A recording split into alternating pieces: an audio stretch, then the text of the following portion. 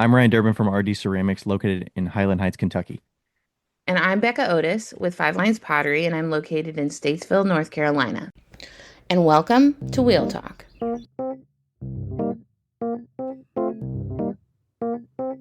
All right. Hello. We're live. Hello. We are live. We're live. We're live. Short and sweet one. You all are going to see that this is a replay. It's a replay of our very first episode. Hey, Ryan, why? Why are we playing our Be- very first episode? because it's our anniversary. It's our podcast anniversary. Our podversary? T? We'll Podversity? talk podcast anniversary date of when we first released Real And Talk if you episode guess 1. 7 years, take a shot. And then Nobody guess thought how we'd many make it this episodes. long. Guess how many Okay, episodes. It's 200. No, it's 360 something. it's almost 360 episodes. Damn. There's a few replays in there, but probably less than 10 replays, I think. So almost enough episodes that you can listen to an episode a day of us. Holy shit. Becca, did you actually listen to the first episode since I sent it to you a couple weeks ago? Absolutely not. Nope, not a chance. It's not Listen, 45 minutes long. It's not very long.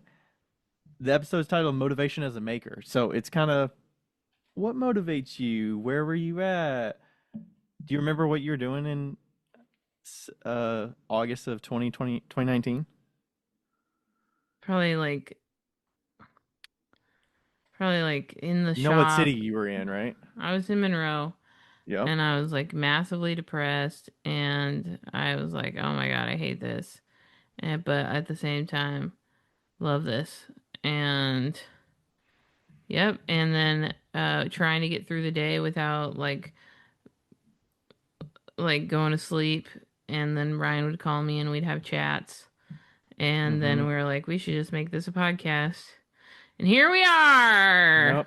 Here we are, 7 years later. 7 years later. 7 years. Yeah, you were.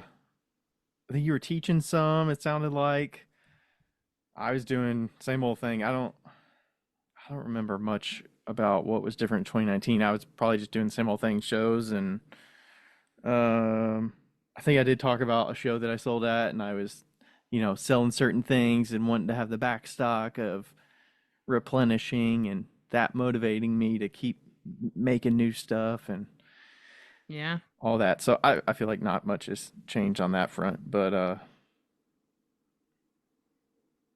yeah, I almost need to. I kind of enjoy going back sometimes and listening. Obviously, the audio is a little tough, and I was Yeah. like, I listened to it and I was like, oh my gosh, there's got to be a way that I can get these little audio mic background sounds fixed. So I found an online tool called Auphonic or something like audiophonic sort of. Yeah. So that fixed a bunch of the background noise. So we saved your ears just to make it doable for you all. So you don't have to listen to exactly how it sounded the first episode. And hopefully it sounds a lot better. Oh, I'm positive it does. I'm positive it could not sound any worse. It was one of those things where we were recording on Skype back in the day, and if your phone was too close to the microphone, it would have this like feedback sound. Like a reverb sound. Yeah, and I'm sure folks recognize it. It took us a while to figure out what that was. It was like, oh, okay. But yeah, much more improved with the Zoom these days. No background noises, and I can drink my water without having to worry about it being heard by everybody. That's right. So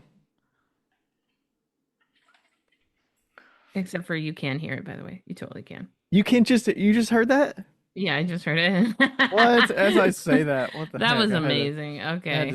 sneak the mutes in there. All right. Yep. Has it felt like 7 years? Yes. Yeah. Yes. Yes, it has. It has felt like 7 years, but in a good way, you know. I feel like we've learned so much more. from just so much from everything that we've done.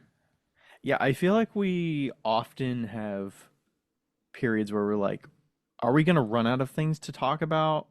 Or, well, we've already talked about that. What's the benefit in Right. doing that again? But we continue to get questions that repeat. There's a lot of people in different parts of their pottery careers and business stages and all that sort of stuff. So, you know, folks have questions at different points, and, you know, where it might be relevant for somebody 3 years ago, it's relevant for other people right now. So, Yeah, totally. and one thing I was going to say was, if you're worried about starting somewhere and it's going to sound like shit, or like, It I will. got to get it perfect before I do something, I would say don't wait. Just start No. doing it. It doesn't have to be Just something that you're going to be doing 360 times, but just getting started somewhere, and you can see the evolution of like, hey, I'm going to keep doing this. It's going to feel a little cringy. It's going to be like, ugh, I'm not comfortable, or I'm going to you know say what that like or reminds me of? a lot. It's not going to sound good. I think that means you're progressing. So, what does it remind you of? Caroline, you know you like to think your shit don't stink, but lean a little bit closer, see that roses really smell like ooh ooh ooh, yeah. Roses really smell like ooh ooh ooh, yeah. Caroline, Caroline. Anyway, um, Roses no. by Outkast, circa 2005 or something, maybe? I don't know. Oh God. Yeah, it's you will suck at the beginning, and I think you should just accept that because you get better. Just like your And pots suck when you get started. It's a exactly, muscle you everybody, learn to get better at. yeah, everything you do at the beginning sucks, and you will get better. And I think that we are a good example of that. So you're about to listen to us sucking, and then we get better, and we got better, and look at us now. Yes. Um, the podcast pays for the rent on this room. Hmm. It took many years before we were like, hey, well, it took L&L to reach out to us to say, Yeah, hey, that's somebody wants definitely to true. pay us? What the hell? Yeah. That's Yeah, great. we didn't even have that in mind. So, well, we Yeah, I kind of think did. Ryan did, but I didn't.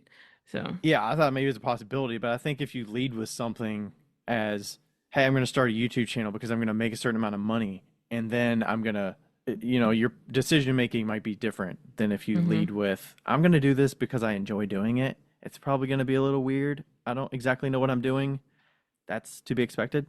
And then you kind of improve over time, and then, provide value to people, and then hear feedback and get questions. And you all started, we were driving the topics, and then we started getting questions, and you all started providing more of what we're talking about. And then, pot swap was a thing. The first pot, I Yeah. think it was the first pot swap or second pot swap.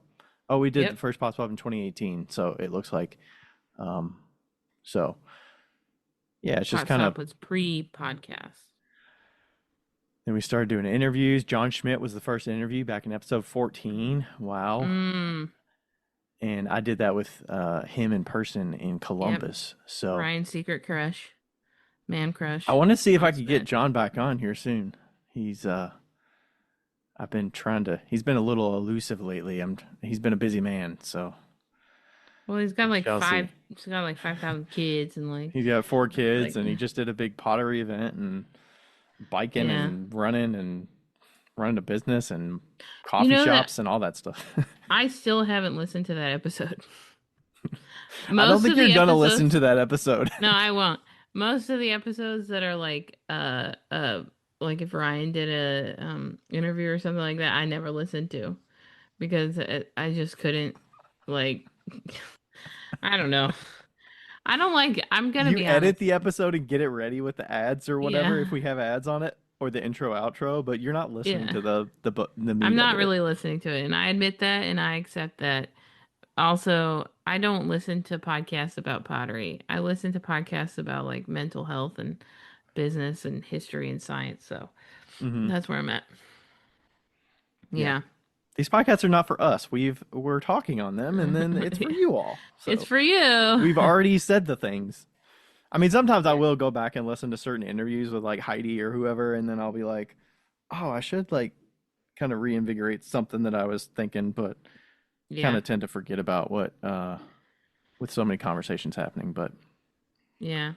Well, Motivation as a Maker, our first episode, is our most listened to episode. So yes, it is. that So probably is a make or break for people for the podcast.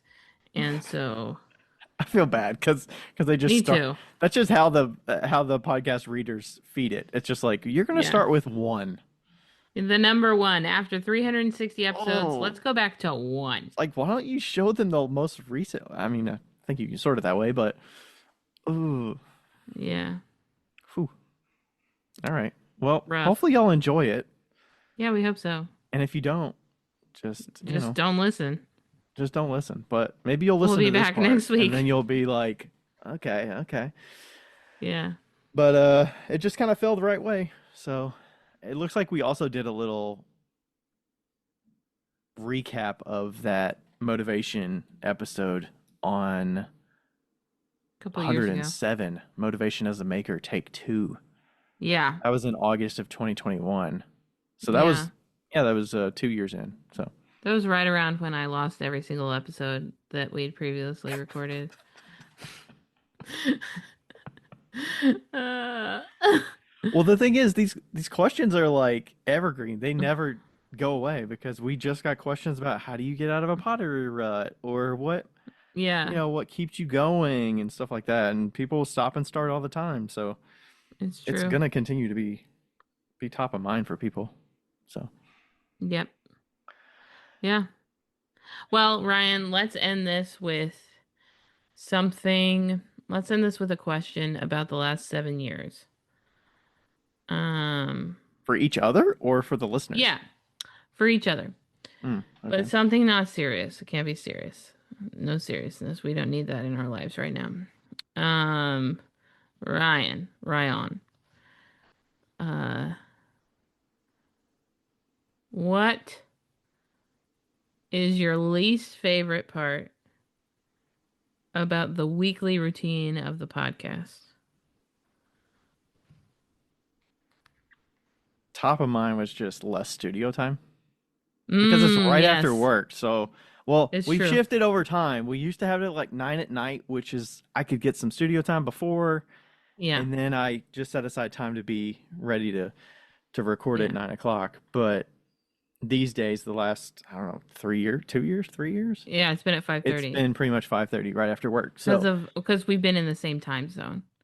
yeah, Yeah, it was probably I don't know. Was it good when you were on the 9 o'clock Eastern time and you were 6 o'clock? Or I think we did some nine yeah, o'clock when you were in Indianapolis, maybe. yeah. We did, but it's all depends on if I have a real job or not. You know. Yeah, So, what's your favorite part of the weekly routine? it kind of just gets my mind going every week to think about Yeah, what I want to actually like get my thoughts together yeah, in, to some fashion. Um, not that my mind isn't going pretty constantly all week, anyways, but it kind of yeah, narrows the focus of okay, this is what we're going to talk about. What do I actually think about this? Give it a little time to marinate, and then we can go into it. And then the yeah, interviews are nice too because it kind of challenges me to figure out what I'm actually interested in learning yeah, for myself and also for folks that are going to be listening. yeah.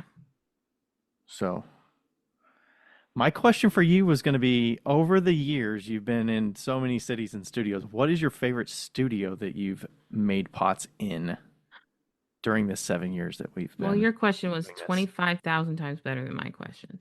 Um, I should have thought of something like that. Probably my favorite studio was the Indianapolis studio. Not in Gravesco studio or No, your no, personal the studio that you had. my personal studio in Indianapolis that I shared with Sarah and Merritt. Yeah, that was probably Mhm. one of my favorite studios. And I mean, it came to a time to end, but that was one of my favorite. And unfortunately, I couldn't do the podcast there. It just wasn't, the internet wasn't good enough. Anything, it just didn't work out. But that was my probably my favorite studio setup, What you made know? it your favorite? Just the organization and space and Well, yeah, and also there was always somebody at the studio chilling, hanging out, you know. Not just like my studio, but there was like a bunch of different small studios within this very large building, and there was a brewery. And so like, you know, you could go down and have a beer if you needed to or wanted to. Like it was just a good time. It kind of like shows you how much community you need and that it's good. But hmm sometimes bad community is bad. You know, like sometimes it creates bad habits, but that community was good, I feel like. hmm Yeah. Okay. Okay. I I feel think like the studio here has that potential. Definitely not like in that way because it was all different artists there, but it has that potential. It just isn't quite there. It's just not as developed enough, you know. yeah, you're probably limited a little bit when you're in a shared Hmm. studio where you each get like a shelf or a couple shelves versus Well, everybody has yeah, like a larger space that's dedicated right. for them. Yeah, exactly. And like our studio is owned by one person who primarily uses it as his studio kind of. But then there's like six studios that smaller people have. They're like 8 by 16. That's what I have. And then there's a shared space on top of that. So, Mm. yeah, and we need to get Preston on the podcast because he took over High Roller, hmm and he's just so interesting to talk to. Anyway, he'll just talk your Yeah, ears off. have him on the fall season coming up. He's a capital P Potter. He's a capital P caps lock Potter. He's a caps lock Potter. Damn, he's like All P and P, uppercase P and all always uppercase. uppercase. He's like Always. calligraphy P Potter. Calligraphy uppercase P Potter. Yeah, he's as pottery as you get. He's like his whole lifeblood is pottery. So, Mm. we will never have an more uppercase P Potter than Preston Tolbert on this People podcast. with like P's on like a tattoo P and it's like which kind Yeah. of P are you? Capital P Potter. I know I should, but I should I should make shirts that say that with boxes so you can check them off with a Sharpie A for capital P it's Potter would yeah. never check it off with a Sharpie. I know. Much less wear that shirt to say they're a capital P Potter. Yeah. Like what would be even better is if it didn't say capital P, it just had the actual Potter with a capital P and then Potter with a lowercase p and people just knew what it meant. Yeah. So, anyway, yeah. Did over that time and you this is kind of as well because of the living different places. Is there like a certain place of the group of places that you liked the best for like Utah. just in general? Probably Utah. Yeah. I've always kind of said that. Utah and northern Indiana. Yeah. But I will say North Carolina is fucking beautiful. It is beautiful here. So, we were Coming like up on looking a out a better season. window. It's not as Yeah. hopefully it'll be a little more comfortable. I know. I We were bet looking you're out a very window and glad it you're was not so pretty. in a van right now during Oh, it's this so time of year, hot. I but am very glad about that. But yeah, we were looking out the window today and it was like on the fifth floor or whatever. And you could just, all you could see was trees. It's just all trees. I love that whenever I would go to Raleigh for work every now and then, I would love riding in the Uber from the airport, the trees lining the interstate. Mm-hmm. I think they're mostly pine trees or something or Yeah. If whatever if those are. you if you It's ever beautiful. if you're like, oh man, I really want to go to Seattle, Washington and see Seattle, but I live on the East Coast, just come to Statesville, North Carolina. Or no, go to Raleigh, probably Raleigh, North Carolina, in October. And that's the same. Hmm. Like weather-wise and tree-wise, it's the same. So that's a good that I would say North Carolina and Washington are hands down probably the most beautiful states. Yeah. Mm. Yeah. If you like And trees and nature, because I feel yeah, if like you like Utah's trees and pretty nature. pretty as But well, but you got to be Utah into the is rock and the desert.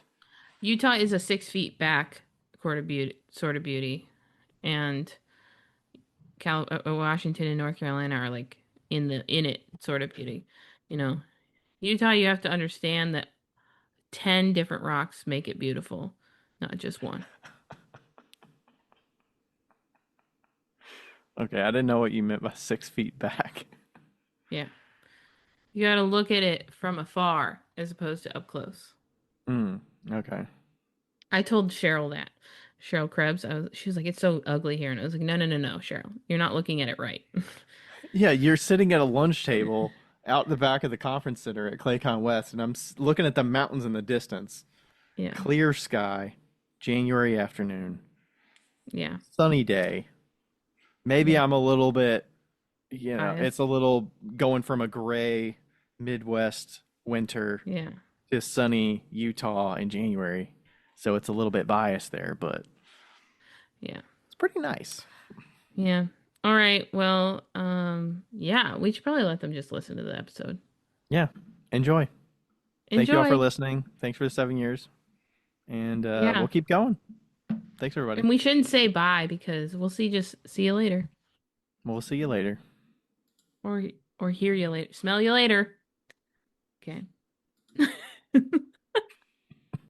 I'm Ryan Durbin from RD Ceramics, and I'm located in Southgate, Kentucky. And I'm Becca Otis from Five Lines Pottery in Monroe, Washington. And welcome to Wheel Talk.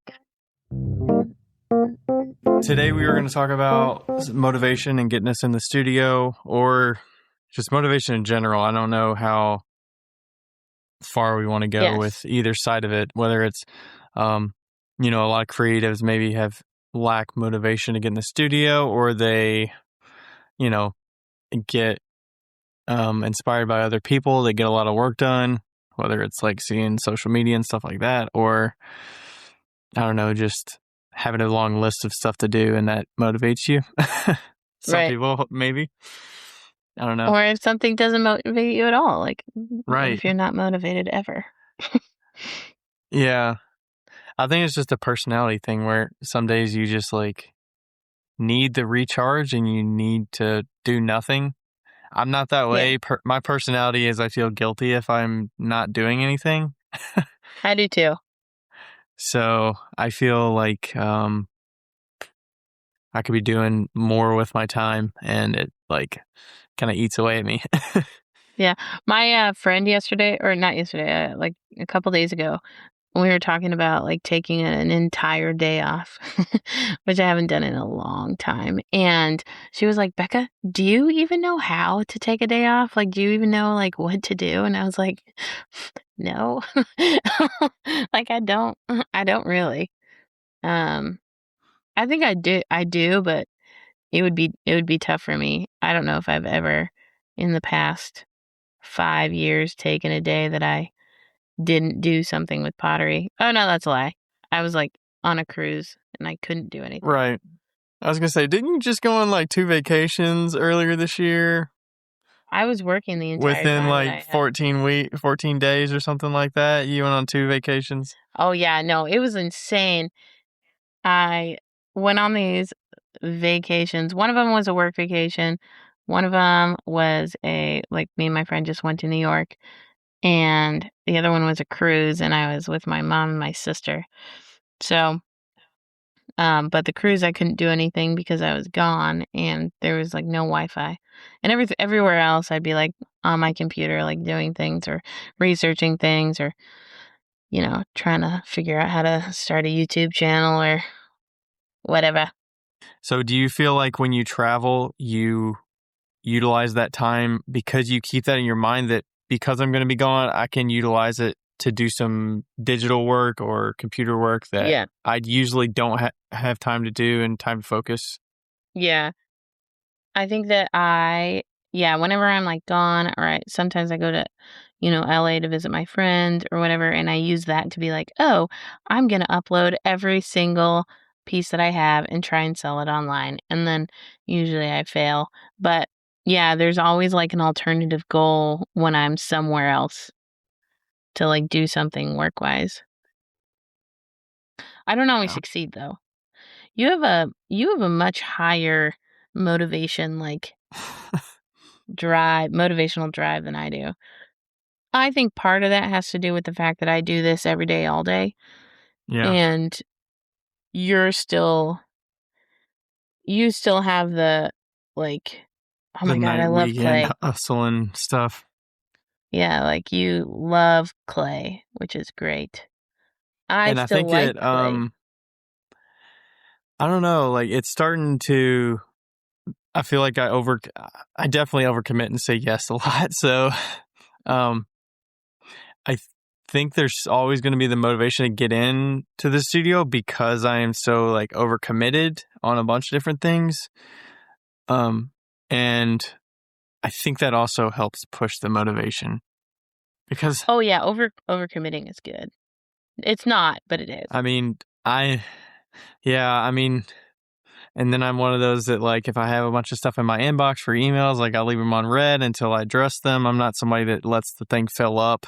Like I need to check things off the list.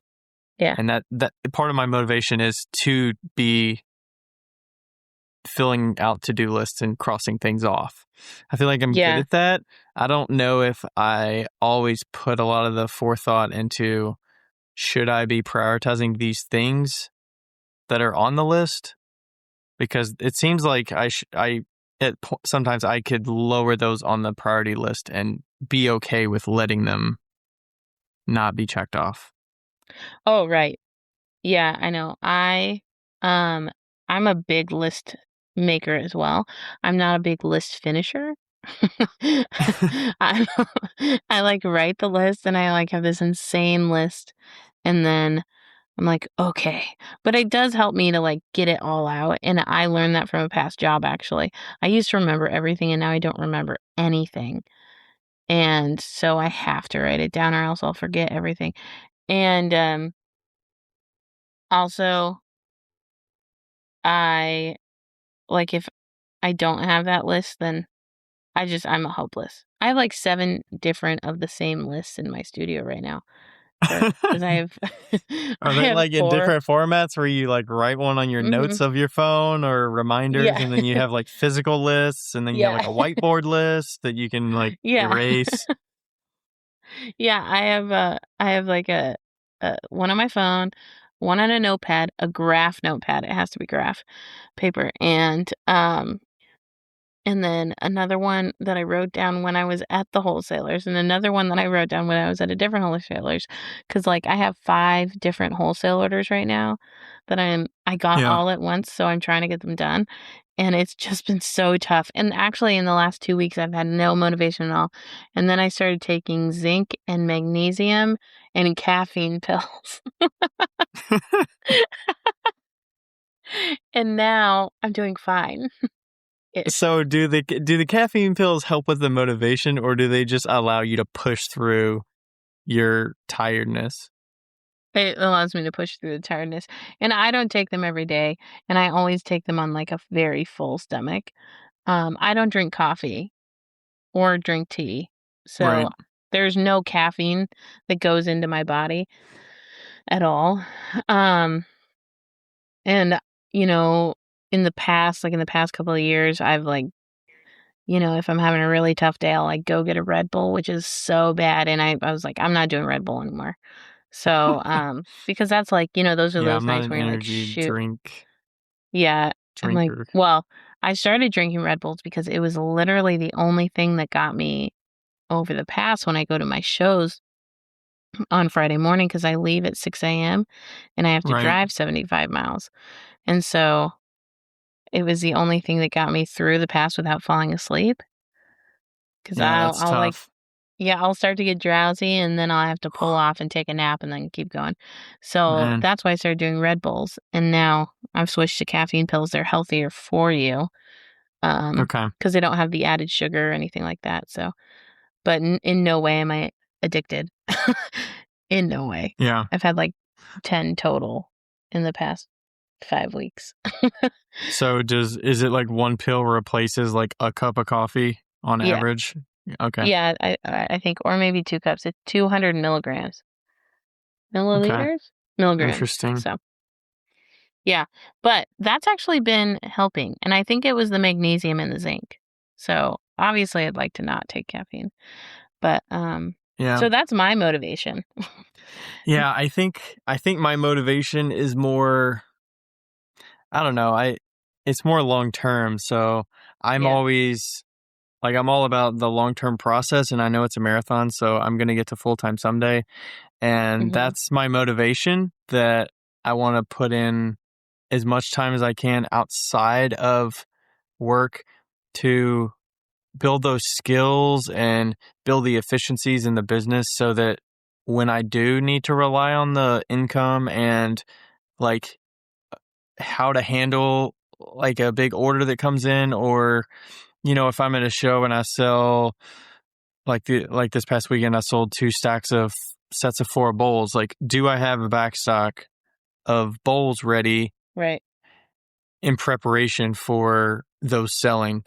Um, and I think like staying motivated to keep making work and keeping ahead of the game, so that I'm not Yeah. drowning in, you know, not having enough stock. I have way too much like back stock.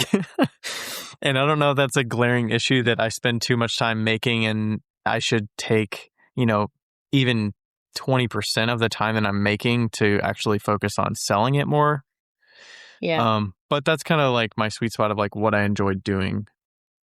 Right. So, I think that you like touched on a really important note. First off, I want to say that your motivation is completely baffling to me. Like, I look at your Instagram stories and I'm like, oh my goodness, how does he go down there every day? And then I remember that I used to be like that. But it's it's amazing. Like, I used to have a teacher that said that if you do what you like, your art or whatever, at least 2 hours a night, it'll become a mhm. habit. And I feel like you're in that stage where it's just like a habit now. Like, oh, hey, work's done. Yeah, Get some dinner, go downstairs.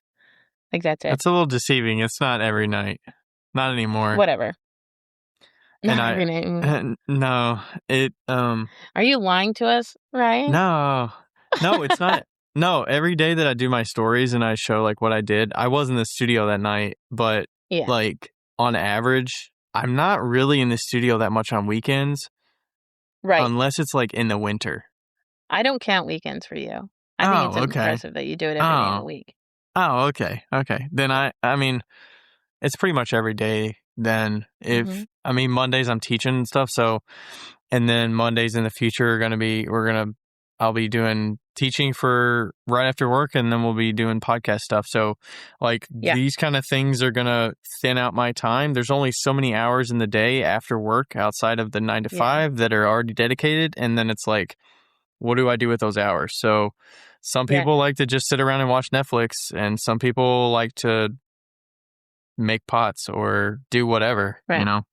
Yeah, I think that also it is easier to get motivated if you have continuous projects. Like, um, right now I'm working on this wholesale order. You always have something going. So, you're throwing something one night, you have to trim it the next, you have to glaze it, like you have to biscuit, you have to glaze it. I think that's what's nice about pottery, is that it keeps you like kind of moving forward. There's no Right. like stop and go. It's like if you are continuously making something, if you're throwing a little bit a day, you're gonna have to work on that the next day. Like, no question, Exactly. right? Yes. And that is, I think it's a natural motivator to get us to kinda, like, move along, Right. um, which you do really well, you know? Yeah. And it could be as simple as like, hey, I don't have any more shelf space. Like, I need to do Right. something to free up shelf space. So that Yeah. can motivate you to clear off shelf space, whether it's loading a bisque kiln or starting to glaze stuff Mhm. because you have no more table space or shelf space to store any more pots. Um, Yeah. I've learned that having enough shelving is important, and Oh my god, so important. I've got like 4 shelving units. It's crazy. Oh man. Yeah, it's insane. I'm just waiting for one day where a whole shelf just collapses and I'm like, oh shit. That Oh was my God. coming. So my most motivating moment in life was when I lost like every single piece of pottery that I had. My like very first show at Leavenworth. It was an outdoor show. I didn't have enough weights. And they Oh told me, no. they were like, "You don't have enough weights, and here, you can borrow some of ours." But then I came back and my booth had like flown off to another vendor, and it wasn't like a crappy booth. It was like a Costco like canopy, Yeah. it wasn't great, but it wasn't bad. And it flew away, and then all of my pots crashed down, and that was probably the most motivated I've ever been in my entire life, because I lost 90% of my inventory, and I I, like, drove home, and it was Mother's Day, and I was, like, crying, and that whole week, I had a kiln every single night running and Wow. came back with the same amount of pieces that I had started with. They weren't great, but that Yeah. I miss those days when I had the enough energy to do that, you know? That quick turnaround time where you Mhm. just sit and crank out work for hours on end kind of thing. Oh, yeah, and I was up until, like, 2 in the morning waiting, because that was back in the day when my kiln was on my front porch and I didn't have a, Oh no. controller. I didn't It was have a a little digital kiln sitter. controller, so I was like, and it yeah, and I mean, I, like, remember sitting on the floor on my front porch, waiting for the cone to drop, and then I'd have to prop it back up and wait 10 minutes. Yeah. It's like 2 in the morning. It was terrible. I've started some kilns at like 4 in the morning when the cats wake me up, but that's about as and then I go to the couch for an hour and a half until I need to turn it back up and do that. Yeah, But I'll probably do that in the morning actually. So, I can't do that anymore. Well, I can, but I don't want well, to. the thing is, so Autumn, our youngest cat, just meows like crazy. 4 o'clock, 4:30 in the morning on a daily basis. Rachel and I switch off. Usually, I get her downstairs and put her in the bathroom about 80% of the days that happens, and we basically just put her in the bathroom with her feeder for whatever time until 6 o'clock when she eats, and then we let her out when we get up. And yeah, Can you get, like, she a just meow collar for that? well, actually, it's less that she just meows. She just jumps on stuff, and it's like annoying. And she'll like knock stuff off tables and all that in the morning. That's too early. So yeah, so that's the only times I get up that early to start kilns anymore. But so one more, like, do you think seeing other people's work on social motivates you at all, or has any effect on your No. motivation? No, not for I you. would say seeing other people's work on social media has the exact opposite effect. I think that I'm, like, secretly a super jealous person, and I just Well, by can't. work, do you, I don't know, do I'm just like, does that include seeing what they got done production wise, or their finished work, or any of that? I think what the problem is that I'm like, "Dang it, they did so much," and here I am, like, not doing that much, because 'cause I'm, like, a secret busy worker, like Hmm. you, kind of, but it Yeah. looks like I get a lot done, but I feel like I don't. I think the problem is I just document mine a lot more than you do. You're in the studio all day, every day, but you don't document it as much as I do. I always try to make an effort at the end of the night before I sign off to show what I got done. Kind of as documentation for myself, but also I like to show people like that I was in the studio doing something. Mhm. Um, I don't know. It's kind of like for my own personal thing, and then I want to show people like the work in the amount of time I'm in the studio to have the results of like the amount of work I produce. Yeah. No, that makes sense, and I don't know, maybe it's my, like, self-esteem that gets me, because I also am one of those people that's like, "Go, go, go, go, go." Like, I have such high expectations for myself, and, I don't reach them any day. Like, I used to write a list of what I wanted to get done every single day. I don't know if I've ever actually succeeded What with are it. those? Are those realistic, or do you put them as like stretch goals to motivate I'm you, a, knowing I'm that for you're not sure a going to stretch reach it? goaler. I'm for Okay. sure a stretch goaler, but they're within realism. What's hard right now is that, there's like some days that I don't get anything done because there's like 15 people that come into the studio and they buy stuff and or they are, you know, like messing up my time, but not really. It's good. It's good to interact with people. It's just a totally different switch than being down in your basement Yeah, and like how it used to be being down in my basement, nobody bothered me. Like headphones in, podcasts on, like just going, and exactly. now it's like no headphones. I have, plenty of people coming in and out. I have students now, and also I have to worry about their work more than my work almost, like I Right. value my students' work way more than I not way more than I value mine, but it takes top priority because, I'm running a Yeah. business for them. So that's a lot of it, and I feel like it's almost taken a year to kind of get a groove going so that I can accept what's getting done during the day. Yeah. But does it give you more? I don't know. I mean, would it help the self-esteem if you checked things off list? Like, what if you scaled back your expectations like 20% and you were able to Yeah, check that off a list? Would that feel more accomplished to you in a day? maybe. Maybe. So maybe you just, it's become an assumption now that there will be Yeah. distractions. So 30% of my day is going to be distracted. Like, Right. whether I assume that there's nobody coming in the studio and it's just a typical Wednesday or whatever, Yeah. maybe you just assume and you build in that 30% expectation that you're going to be distracted like 3 hours of the day or whatever. Totally. Yeah, I think that and I actually haven't been making lists as much. I think what helps me is long-term lists. So like in timelines, when when people give you like a custom order and they're like anytime. You're like, "Great. Yeah. Okay." So you don't want it ever. Um and So but by long term, are you talking about like 2 months? Are you talking about like 2 weeks? Are you talking no, like, 6 months? when you get like a wholesale order and you're like and you give yourself a 30-day time frame, right? So my goal is to make 150 planters and 89 beer mugs by the end of the month. Like that's a goal. And if I get a little bit of that done every day, I'm like closer to achieving that goal. I've done this long enough to know that if I get, like if I bisque 75, 85 pinch pots tonight, I can have them out by Friday, if I really work hard.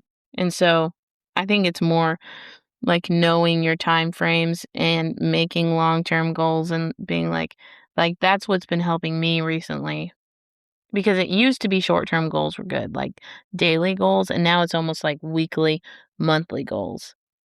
Right. Like what can Well, I I mean, get done you this always have a week? weekly goal to have enough stock for your show at Leavenworth every weekend because Yeah, and that's that's a actually changing. realistic, like, Yeah.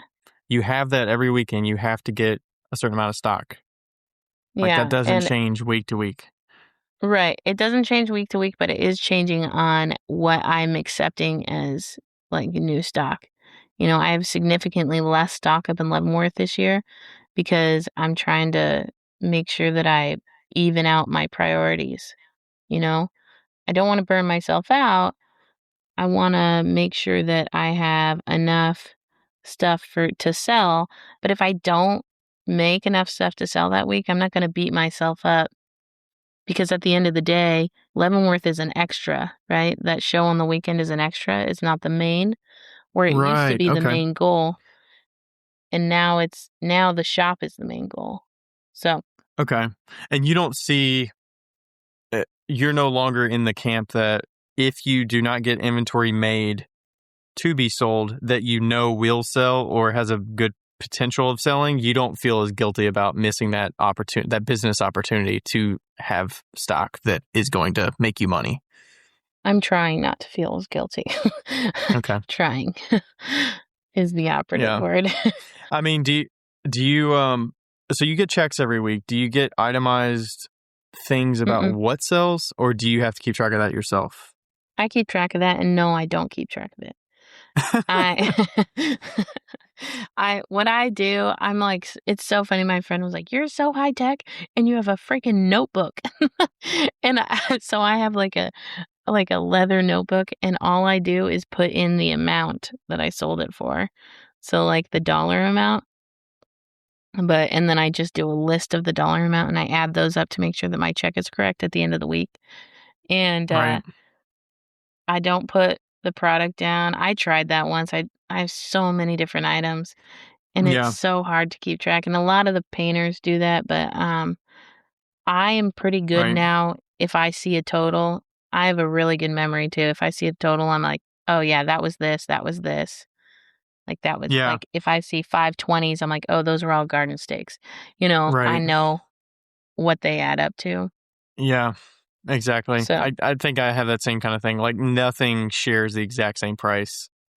mm-mm. I mean, I get super detailed about my stuff, but also I probably don't sell. You sell a lot of volume on the weekends, I'm guessing. I mean, how many pieces on average do you sell every weekend? Is it like 60, 70 pieces?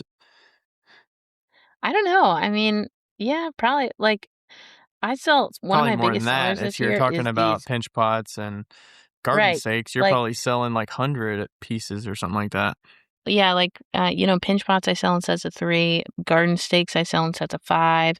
A lot of bowls go in sets of like 4, same with wine glasses. So and then oh my god, and then those mise en place bowls I sell 3 for like 3 mise en place bowls for $10, and I sell a ton of those. Right. So I'm like replenishing those by the hundreds. And then well, like 50 to 100. My Right. my assistant actually makes them probably every other week, and she makes about 100 of them. And That's so what that's what I was going to I'd ask. probably say that I sell about 200 pieces a weekend, but they're all small. They're all tiny. So, Okay. Yeah. but the little monies add up. Yeah, they definitely do. And, you said your assistant's helping you make some of those. You Mm-hmm. said what'd you call them? Mise en place. Mise en That's place bowls? Mise, new word, new word, place. It's French. And I think that it Ah, okay. means everything in its place. They're like Okay. little bowls to like Hmm. prepare all your stuff, but mine are super wonky. And so they're like just fun little Yeah. trinkets. Never Yeah, that's underestimate the part of your. power of a small bowl. Yeah. I need to make some of those. Yeah, you do. Yeah, you do. I need to make some pinch pots. I throw only shot glasses off the hump, but I could probably start making some of those at some point. I don't know. Another thing on the list to make. The small bowls are like super good. Super, super good. Yeah. Yeah. And I am building up kind of a reliability for those smaller items that Mm-hmm. give me consistency. Since changing the price on my shot glasses, they haven't sold as much, but Yeah, me too. um I'm making more on them. So I think that's kind of the Yeah. point, right? You're going to sell fewer Yeah. of them at a higher price. Oh, So, here's a question. Do you think that having like a really good sale day increases your motivation? yeah, I think um like trying to replenish and meet the demand of something that just sold. Like this past weekend I sold maybe 6 or 8 oil bottles and they were like good, and then at the second day of that second show, like people were like, "Oh, I wish I could have," or actually the first day I didn't bring as many as I should have or I could Mm-hmm. have, and I could have probably sold 2 or 3 more. And I was like, "Oh man, I wish I had more of them here." And panic sets in. You're like, And I was like, shoot. "Dang, I could have made an extra like $60 or Yeah. whatever." Um No, you and couldn't have. it could have just added that little something They would extra have to been the like, show. oh, I wish you would have had these. Oh, do you have any other color? Yeah, Like, exactly. And there's only so much, like, you just got to make those decisions based on what show you're at. And you kind of you learn as you go what shows mm-hmm. kind of market to what price point and like what you Yeah. think is going to sell well. So you just kind of make your best judgment and see what happens. I always bring way too many mugs. Like I was at a table, 6-foot table, and I brought like 3 boxes of mugs. I'm like, I'm not gonna sell 50 mugs. Why am I bringing 50 mugs? I'm so low on mugs right now. I'm so low on mugs and wine glasses. I really need to get out and make some mugs. Yeah. I feel like I have unlimited shelving right now. So that's like been a struggle for me is that I made these like massive shelves. They're like 8 feet long and they're a foot wide. So something I do that I think has helped with so we talked about it a little earlier about having pieces that kind of rely on your attention day to day, and something that you can totally do in your studio, maybe not yours, but whoever out there that's listening that needs something in their studio, like make a damp box or two, because that's a way that, I kind of got this from Jason Burnett that talked about it a while ago. He has a couple damp boxes. He puts stuff in them overnight, or he leaves them there for weeks on end, and you could put some mugs in there. And hey, if you like making mugs and you want something to, get you going in the studio, give you a quick win and feel like you're getting something accomplished, put some mugs in a damp box for weeks on end and Right. just take out a few of them and get going.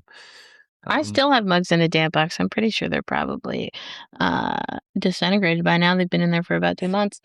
I forgot about them. Yeah. So we just made a damp shelf in our studio. A damp shelf? Mm-hmm. So what is that? Just a really thick plastic around it? Kind of. I got this metal shelf that's like got cubbies in it, and I got 3 of them, but I only really needed like 1. And what I did was I put that clear vinyl on the top, and we're gonna put magnets on the side, and it's like the perfect size to fit a bat inside. And you don't really, and it's not like a long-term damp box, like a damp box you put plaster in so it keeps the moisture in. This is like, one that at least you can put in and then come back maybe 3 days later, 4 days later. Yeah. But I'm pretty stoked about that. I find that like new stuff like that in the studio or like trying new things, that's almost the most motivating thing for me. When I was doing word mugs, I was constantly trying to figure out a better way to make the screens and to print the words and like trying to figure out the fastest way. And sometimes I would get on this like tangent and play for like 3 hours, but that always motivated me to like make more stuff. Yeah. And to figure it out.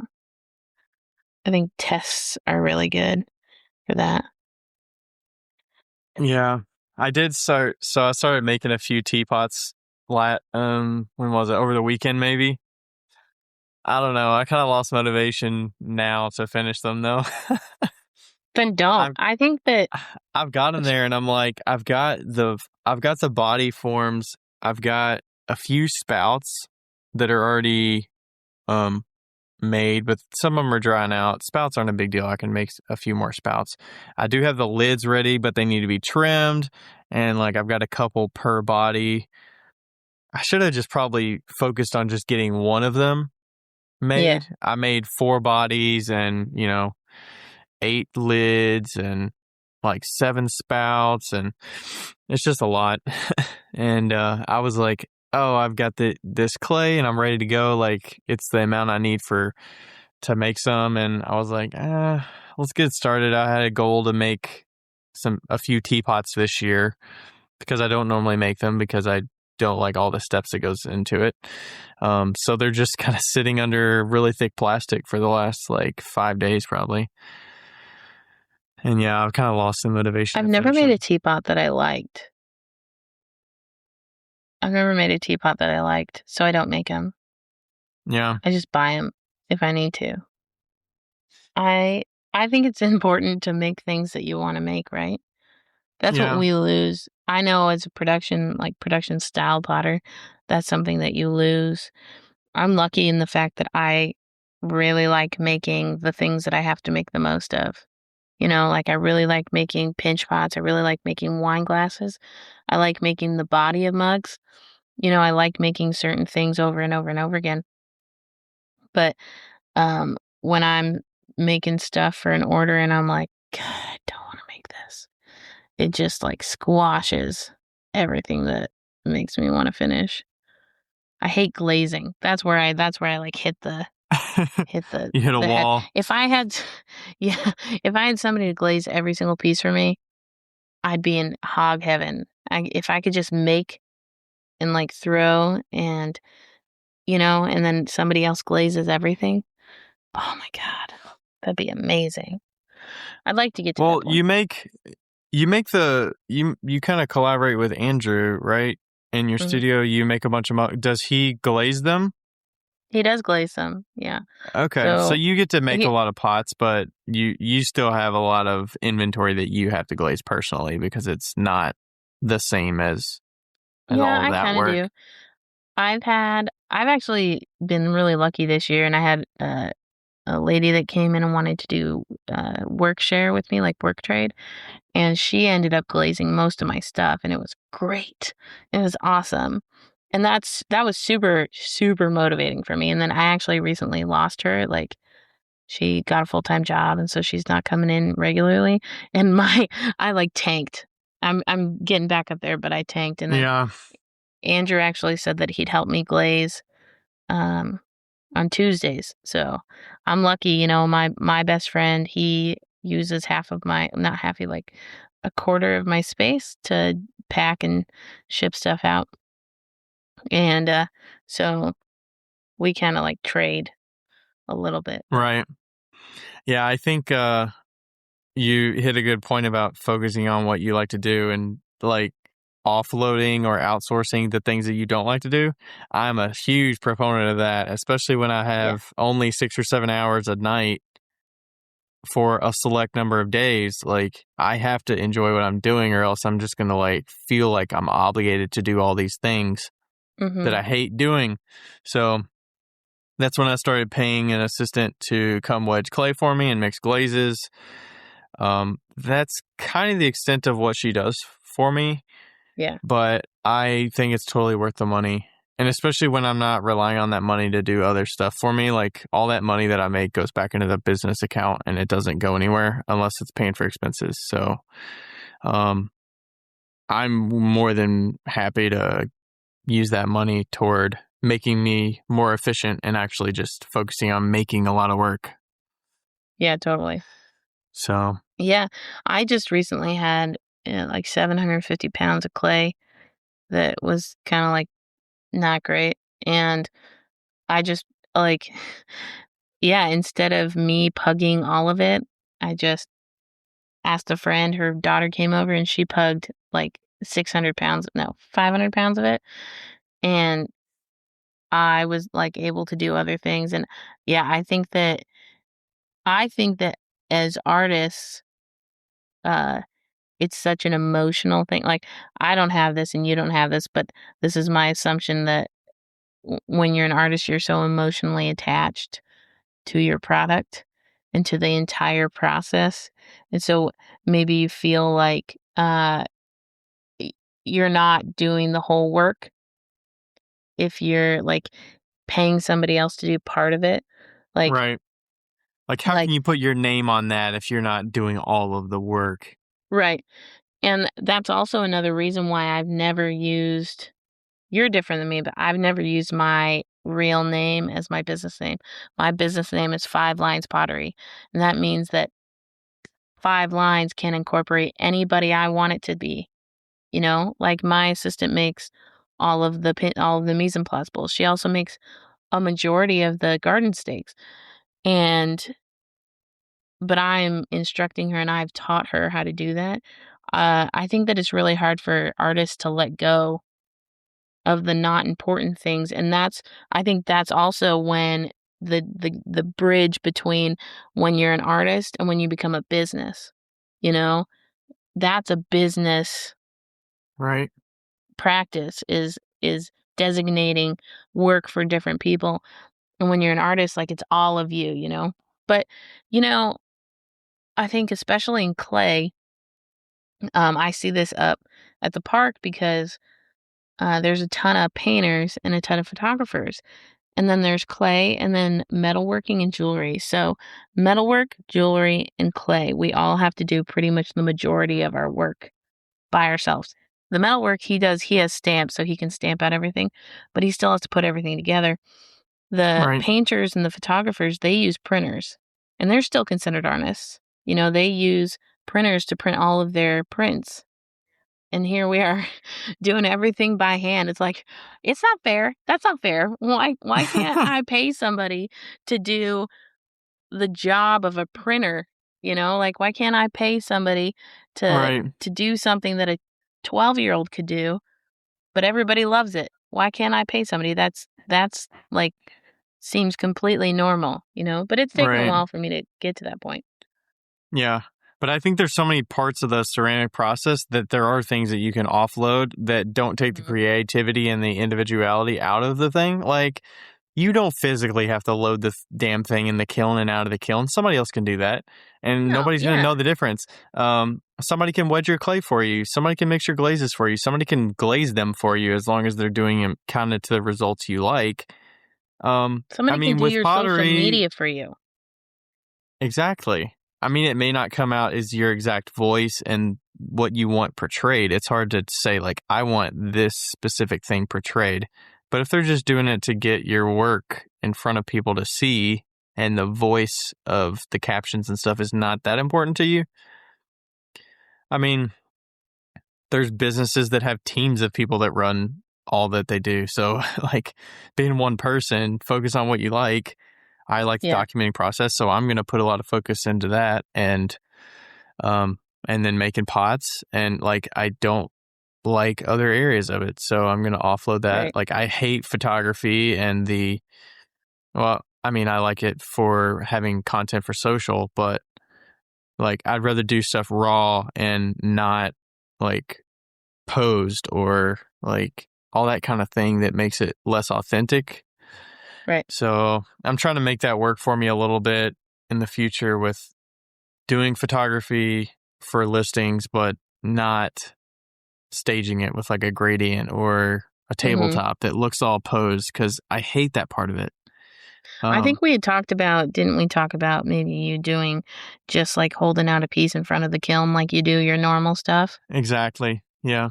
Yeah. That's how And I wonder if a that's going lot of to people do it that way, I think. resonate with, do they? I don't know I if I've feel seen like, that much with them in front of the kiln. I see him holding it like outside where it's or like in front like of a wall or focused. something, Yeah. which And is also it almost gives the you same thing. scale. It gives you scale. There's not a lot of scale if you're just looking at it on a tabletop or a gradient, unless you have Mhm. like a tea bag. But if you're Um, holding it, that's skill. exactly. Yeah. Yeah. So I'm gonna try and do that, and like I am not motivated at all to take photos, so I'm not gonna do it unless Yeah. I find ways that um I can offload it and not feel guilty about not doing that part of the process, because there's plenty of things to do. Mhm. I think that And I mean, I honestly I honestly do not think that you can have a good quality of life and a successful business if you are doing absolutely everything yourself. I don't think it's possible. or else Your you, business will either be yeah, I cut mean, short how do you or keep up unless I don't know. unless you're just so well known and so in demand that your price allows it? But that's super rare, Yeah, right? super rare. Yeah. All right. Anything else we want to talk about for the motivation stuff? Actually, there is Mhm. one more thing that I was thinking about that I learned Okay. From Jason Burnett's workshop that I took here about a month ago. Um, it kind of relates to offloading, and he really loves the decorating process. So he was paying people per piece, like $1 Mhm. per piece, and he was having some folks that were good wheel throwers, and he doesn't enjoy that part of it, so he was offloading it, paying them per item, paying them well, and as long as they met his specifications, Right. does it matter at that point that the piece underneath the decoration, the whole thing is decorated, so you're not going to know that piece was thrown by him or not. That's where I'm kind of like Right. in the fuzzy area. Like Rebecca Graves probably does this for some of her stuff where a lot of her pieces might be thrown by other people. Oh yeah, she's got Is production everything that's potters. Graves Co pottery or Rebecca Graves pottery, or is it all thrown by her? No, it's Okay. it's her company, which I like have again. They're your printers, you know. They are the people that they're your designs, but they throw them to your specifications. I would say that most Right. extreme production potters have potters that work for them, and that's 100% okay. Also, like a ram press, that's 100% okay too. And if you're listening and you don't know what a ram press is, it's basically a pressurized press, and it like has two plaster molds, and they push together, and you put clay in it, and then it just comes out, and it basically falls out. Somebody who's has some videos on it is East Fork Pottery, and I think they're like the coolest thing in the whole world. But you can use your original design in a plaster mold, and it'll come out the same every single time. I mean, that is a printer. It's a printer of your work. And there's nothing Yep. wrong with it. Nothing. Yeah. It is, yeah. There's so much to do in this medium. Why bitch about people that find ways to be more efficient and sell and produce more work? Like, Yeah. Like, you shouldn't it's be like, getting why? mad at the people that are good at business. For, Yeah. the people that are great at business for succeeding. No, that is something to be celebrated. Yeah. If you can figure out a way to shortcut or cut a corner without cutting your quality, then just more power Yeah. to you. And if there's a demand for it, you're just meeting the demand. I mean, Mhm. if you're enjoying what you're doing and you're satisfying what the customers want and stuff like that, I mean, what's wrong with that? Yeah. For sure. All Okay. right. Well, I We should think we're probably wrap done. up here. Thanks of you all for listening, and we'll see you all next time. Hope you have a good day. Yeah. And Cool. yeah, we'll see you next time. Thanks, guys. Okay. Bye. Hey guys, thank you so much for listening to our podcast. You can reach Ryan at RD Ceramics on Instagram and me at 5 Lines Pottery Studio on Instagram. We look forward to continuing this podcast, and we are having so much fun. I hope you continue to listen, and remember to share it with your friends. Hey all, thank you for listening to the show, and we also want to thank Lindy and Ashley for all their help with everything that they've done over the years for Whale Talk. They are our Instagram heroes, and they answer all your questions and then send them to us if we need to. And we also want to thank you for listening and also participating. If you want to support our show, the best way to do that is to send us questions and to review us on whichever platform you are. So we haven't had very many reviews so far. I mean, you can even leave us a bad review. We'll make fun of you, but you can. And sending us questions always helps us with every episode that we do so that we can make it the best that we can.